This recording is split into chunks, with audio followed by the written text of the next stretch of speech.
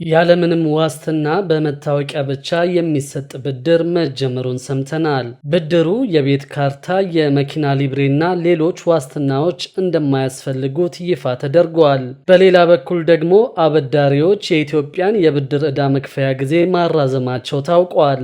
ይህ የዕዳ ሽግሽግ ስምምነት ግን የዕዳ ቅነሳን እንደማያካትት አበዳሪዎቹ አስታውቀዋል።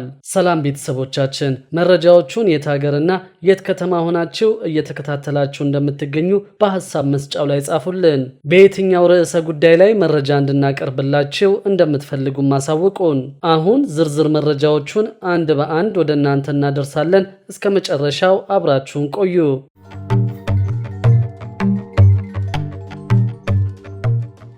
ያለምንም ዋስትና በመታወቂያ ብቻ የሚሰጥ ብድር መጀመሩን ሰምተናል። ብድሩ የቤት ካርታ፣ የመኪና ሊብሬና ሌሎች ዋስትናዎች እንደማያስፈልጉት ይፋ ተደርጓል። ይህንን ያለምንም ዋስትና በመታወቂያ ብቻ የሚሰጥ ብድር መስጠት የጀመረው ወጋገን ባንክ ነው።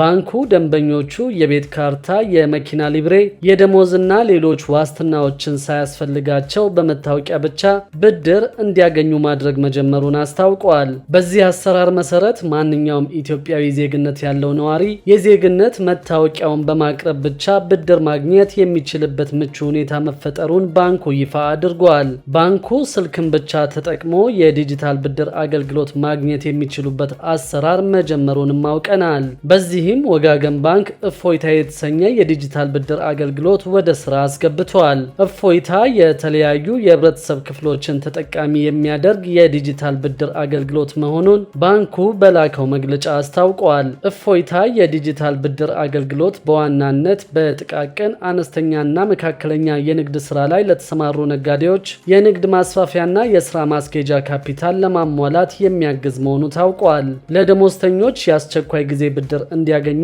ታስቦ የተዘጋጀ መሆኑን የወጋገን ባንክ የዳይሬክተሮች ቦርድ ሰብሳቢ አቶ አብዲሹ ሁሴን አስረድተዋል። የዲጂታል ብድር አገልግሎቱ መጀመር የስራ ሀሳብ እያላቸው በገንዘብ እጥረት ምክንያት ያለሙትን ማሳካት ያልቻሉ ሰዎች እቅዳቸውን ማስፈጸም የሚያስችላቸውን ብድር እንደሚያመቻች ተጠቅሷል። በኢትዮጵያ ውስጥ ወደ 3.2 ሚሊዮን የሚጠጉ አነስተኛ እንዲሁም ደግሞ 7.8 ሚሊዮን ጥቃቅን የንግድ ዘርፍ ላይ የተሰማሩ ዜጎችን የስራ ማስኬጃ ካፒታል እጥረት እንደሚያጋጥማቸው ታውቋል። በአርቲፊሻል ኢንተለጀንስ እና መረጃን መሰረት አድርጎ የለማው እፎይታ የዲጂታል ብድር አገልግሎት የፋይናንስ አቅርቦት ችግርን የሚፈታ እንደሆነ ተገልጿል። የእፎይታ የዲጂታል ብድር አገልግሎት ተጠቃሚ ለመሆን በቅድሚያ ደንበኞች በወጋገን ባንክ ሂሳብ መክፈት ይኖርባቸዋል ተብሏል። እፎይታ የዲጂታል ብድር አገልግሎት በ5 የተለያዩ ቋንቋዎች በዘመናዊ መተግበሪያ የቀረበ መሆኑም ታውቋል። በመቀጠልም የእፎይታ ብድር አገልግሎት የሞባይል መተግበሪያን ከፕሌይ ስቶር በማውረድ የብድር ጥያቄያቸውን በማቅረብ የአገልግሎቱ ተጠቃሚ መሆን እንደሚችሉ ተነግረዋል። ወጋገን ባንክ በውጭ ሀገር ለሚኖሩ ኢትዮጵያውያንና ትውልደ ኢትዮጵያውያንም ጽላል የቁጠባ ሂሳብ አስጀምረዋል።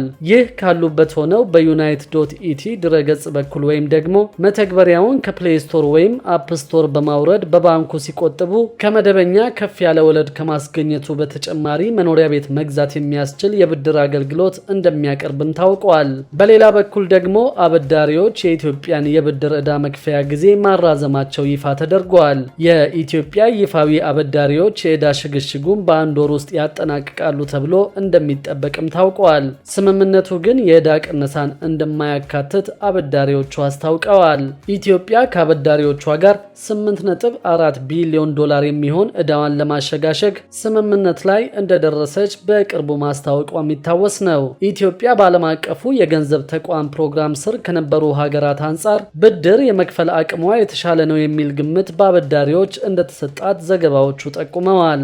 ያለፉት 5 ዓመታት የገንዘብ ሚኒስቴር የኢትዮጵያ የዕዳ መዝገብ እንደሚያሳየው ከሆነ በየዓመቱ የ4.2 በመቶ አማካይ የዕዳ እድገት አሳይቷል። የሀገር ውስጥ ዕዳ ምጣኔ ከ4 ዓመታት በፊት ከነበረበት አሁን ከፍ ማለቱን የሚያብራራው የሚኒስቴሩ ሪፖርት የሀገሪቱ ዕዳ ጫና አሁንም ከፍተኛ መሆኑን፣ ይህም ብድር በብዛት በወሰዱ የአጠቃላይ መንግስታዊ ብድር ስብጥር ላይ በታየው ለውጥ ለብድር አገልግሎት የሚወጡ ክፍያዎች ከፍ በማለታቸውና የወጪ ንግድ እንደተጠበቀው ባለመሆኑ የተፈጠረ እንደሆነ ይገልጻል።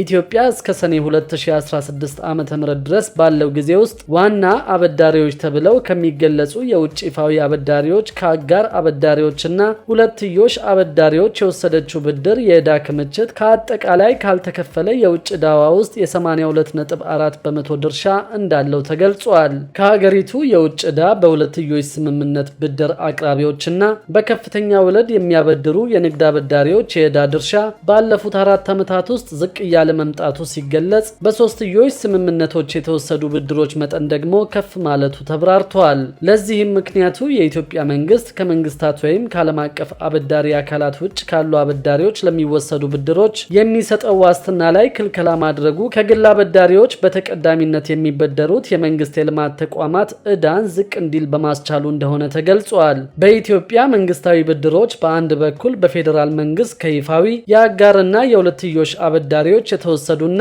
በሌላ በኩል ደግሞ በመንግስት የልማት ድርጅቶች በመንግስት ዋስትናና ያለ መንግስት ዋስትና የተከናወኑ ብድሮች ናቸው።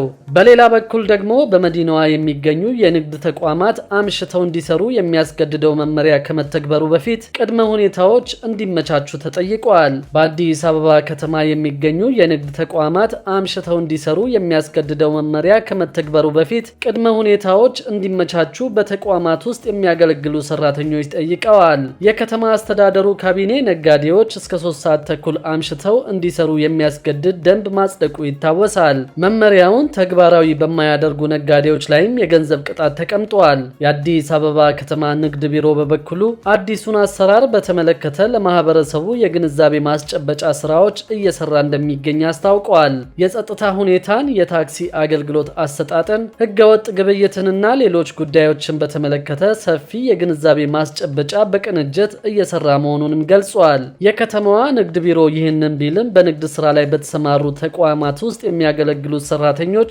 መመሪያው ተግባራዊ ከመደረጉ አስቀድሞ አምሽቶ ለመስራት የሚያስፈልጉ አስቻይ ሁኔታዎች በጥንቃቄ መሰራት አለባቸው ሲሉ ተናግረዋል። የአዲስ አበባ ከተማ ንግድ ቢሮ ኃላፊ ሀበባ ሲራጅ ለቅሬታው በሰጡት ምላሽ በመዲናዋ ለሚነግዱ ከ75000 በላይ የንግዱ ማህበረሰብ አባላት ገለጻና ማብራሪያ እንደተደረገ ገልጸው የደህንነትና የትራንስፖርት ጉዳይን በመመቻቸት ላይ እንደሚገኝ አስታውቀዋል። በተለይ ነጋዴዎች አምሽተው በሚወጡበት ሁኔታ ደህንነታቸው የተጠበቀ እንዲሆን የጸጥታ ዘርፉ መመሪያውን ታሳቢ ያደረገ ዝግጅት እየተደረገ እንደሚገኝ አያይዘው ገልጸዋል። አክለውም ህገወጥ ንግድ እንዳይካሄድ የአዲስ አበባ ንግድ ቢሮ የክትትልና ቁጥጥር ስራ እንደሚሰራ አንስተው እስካሁን የግንዛቤ ማስጨበጫ ስራ ላይ እንደሆኑም ተናግረዋል።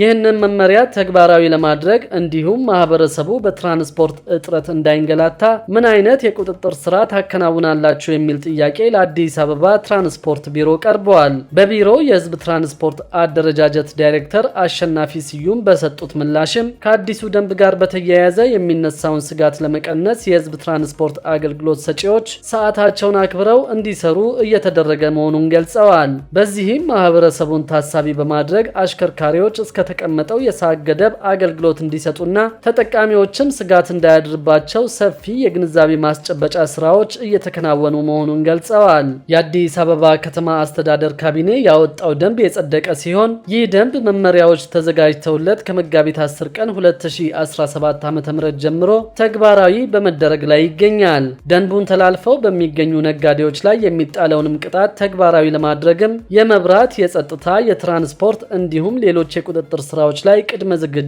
እየተደረገ እንደሚገኝ ተመላክቷል። በሌላ በኩል ደግሞ የኢትዮጵያ ንግድ ባንክ ባለፉት 8 ወራት ውስጥ ብቻ 82.6 ቢሊዮን ብር ትርፍ ማስመዝገቡን አስታውቀዋል። የኢትዮጵያ ንግድ ባንክ ፕሬዝዳንት አቶ አቤሳኖ እንደገለጹት ከሆነ ባንኩ በ8 ወራት ብቻ የ32.6 ቢሊዮን ብር ትርፍ አስመዝግበዋል።